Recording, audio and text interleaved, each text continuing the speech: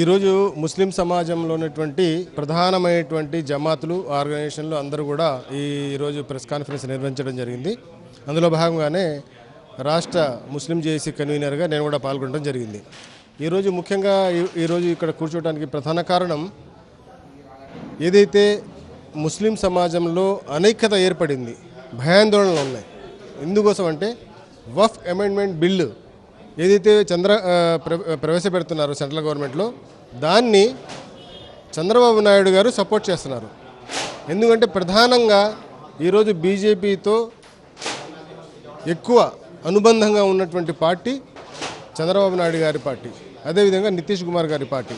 వీరు కనుక బిల్లుకు సపోర్ట్ చేయకపోతే బిల్లు ఆటోమేటిక్గా ఇది అవుతుంది. ఎందుకంటే ఈరోజు దేశంలో 25 కోట్ల మంది ముస్లింలు ఆందోళన చెందుతున్నారంటే మీరు అర్థం చేసుకోవాలి. ఇది మేము రేపు జరగబోయే ఇఫ్తార్ విందు ప్రభుత్వం ఏర్పాటు చేస్తుంది. దానికి మొత్తం దేశంలో ఉన్నటువంటి సంస్థలన్నీ కూడా వ్యతిరేకిస్తున్నాయి. ఎందుకంటే మా నిరసన మీకు తెలియాలని, మా బాధ మీకు తెలియాలని, మా బాధను మీరు అర్థం చేసుకుంటారని, రేపు బిల్లుకు మీరు తప్పకుండా వ్యతిరేకంగా ఓటు వేయాలని మేము కోరుకుంటున్నాము. ఎందుకంటే అనేకటువంటి ముస్లిం సమాజానికి చెందినటువంటి మసీదులు కానీ, దర్గాలు కానీ, ఈద్గాలు కానీ, అదేవిధంగా ఆషురుఖానాలు కానీ, ఇవన్నీ కూడా ప్రమాదంలో పడే ఉంది ఇది ఏదైతే బిల్లు వల్ల.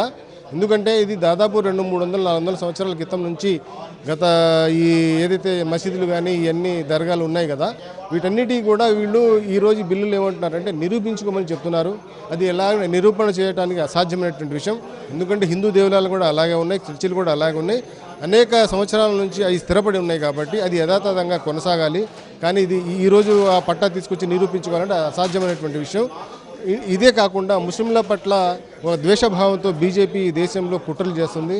అదేవిధంగా ఈ ఆస్తులను కూడా కబలించే ప్రయత్నం చేస్తుంది. కాబట్టి చంద్రబాబు నాయుడు గారు ఇమీడియట్గా దీనిపైన స్పష్టత ఇవ్వాలి. ముస్లింల పట్ల ఉన్నటువంటి చిత్తశుద్ధిని మీరు నిరూపించుకోవాల్సిన అవసరం ఉంది.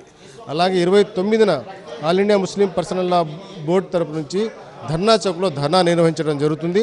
ఆ ధర్నాలో అత్యధిక మంది పాల్గొని ధర్నాను జయప్రదం చేయాల్సిందిగా కోరుతున్నాం.